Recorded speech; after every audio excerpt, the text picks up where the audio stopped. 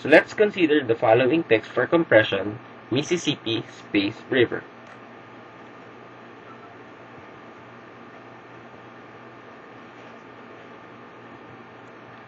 First, let's scan the text to be compressed and tally the occurrence of all characters. Our example has a total number of 17. With ASCII code, Mississippi space river is represented with a total of 136 bits. Now, let's count and tally the occurrence of each character, starting with M, having only a single occurrence, I with the most number of occurrences with 5, and so on.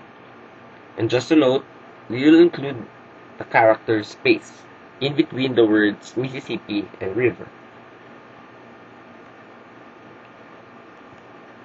After forming the initial tally table, we need to sort or prioritize the characters based on the number of occurrences in the text. We place the nodes in a priority queue, wherein the lower the occurrence, the higher the priority in the queue. In case of ties, the sequence of occurrence from the original text is followed. That's why we place M first, then followed by space, and so on.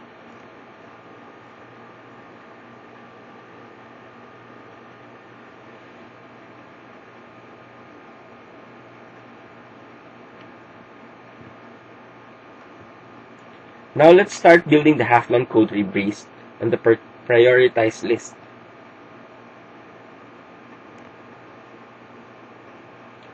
First, we need to dequeue or select the nodes with the minimum value and add it up. In this case, we'll select M and space and get the sum of it. After that, we need to place the newly formed subtree in between the node with the lesser value and with the node with the greater value. So we'll actually place this particular subtree in between R and S nodes. Then we'll do these steps while the priority queue contains 2 or more nodes. So this is how it looks like when we enqueue the new node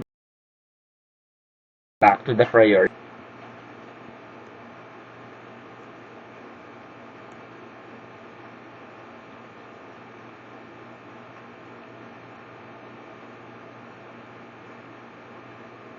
Again, we select the nodes with the least value, which are V and E, get the sum, and then queue.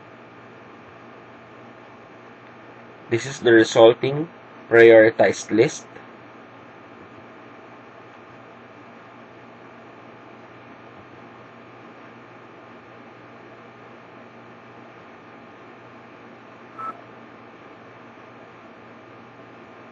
Next, we select P and R, add it up, and then place it in between the nodes S and I.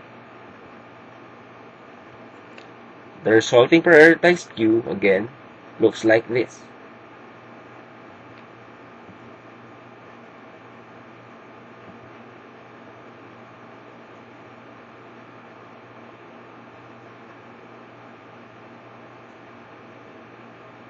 Let's add the 2 leftmost subtrees having the least value, 2 and 2,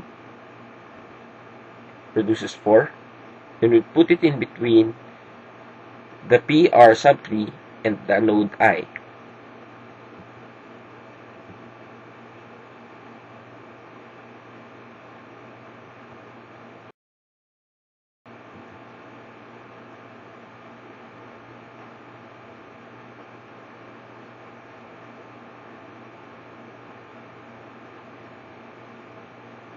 Now, let's add S node and the PR subtree.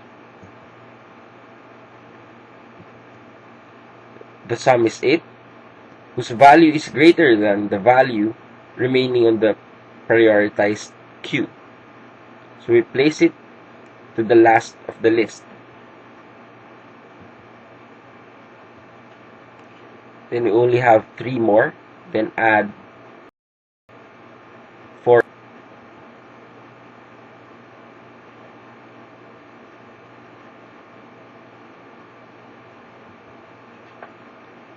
That produces a sum of 9.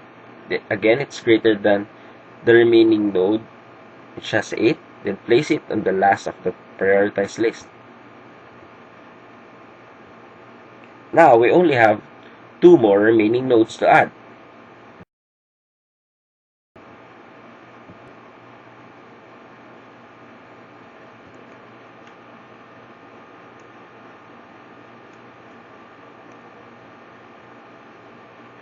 Getting the sum produces 17, and as you've noticed, the frequency of the root node is equal to the number of characters in the regional text Mississippi Space River. It is actually a way of verifying that the tree that we built is correct.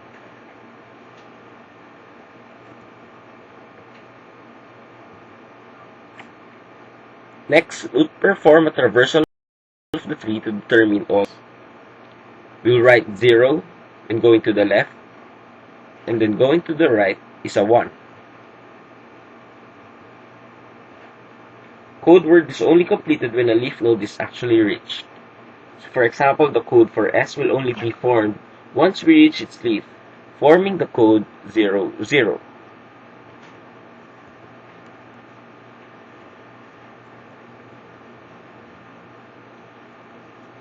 Then we'll tally all the codes and form it into a table.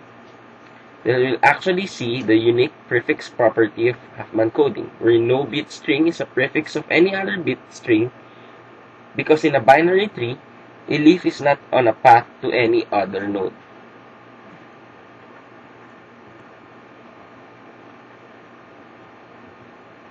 You'll also notice that the more common letters have fewer bits, and the lower or less common letters have more number of bits, and that's the beauty of Huffman coding.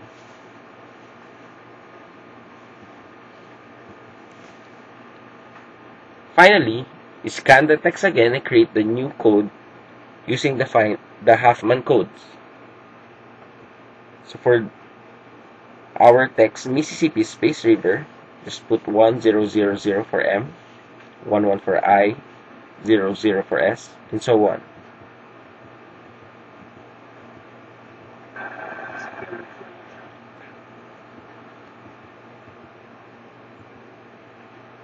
We now have this stream of bits that represent our original text, Mississippi Space River.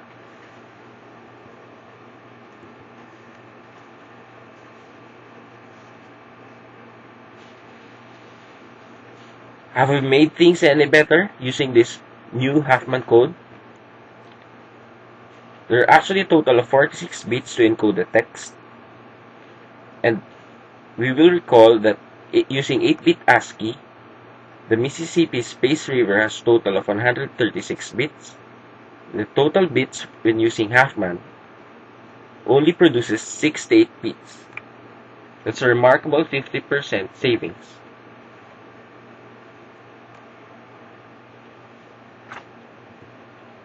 So how does the receiver know what the code is?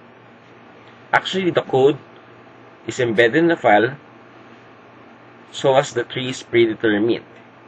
Then the receiver scans the incoming bit stream. It interprets 0 when it parses the tree going to the left, and then 1 it goes to the right.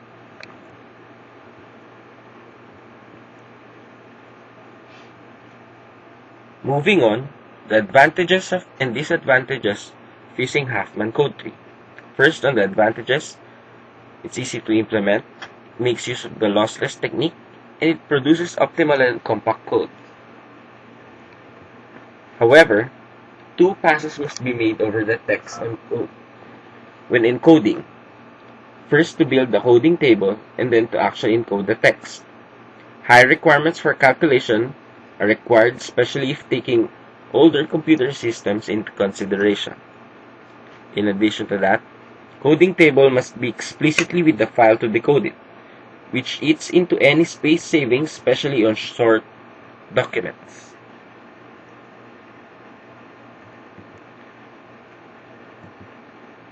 Real-world applications of Huffman coding are evident on generic file compression, like the gzip, bzip, BOA on files, and on archivers like pkzip, and even the new technology file system or the NTFS on Windows.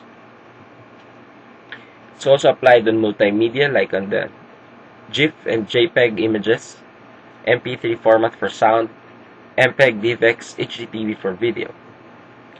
It's also widely used in communication, like on fax and modem appliance. To sum it up, Huffman coding is a technique used to compress files for transmission that uses statistical coding. More frequently used symbols of shorter code words. Its implementation is easy. Establish symbol frequencies and build a tree. Encode file by traversing the tree or the lookup table. So that's it for text compression using Huffman coding. Thank you very much for viewing this instructional.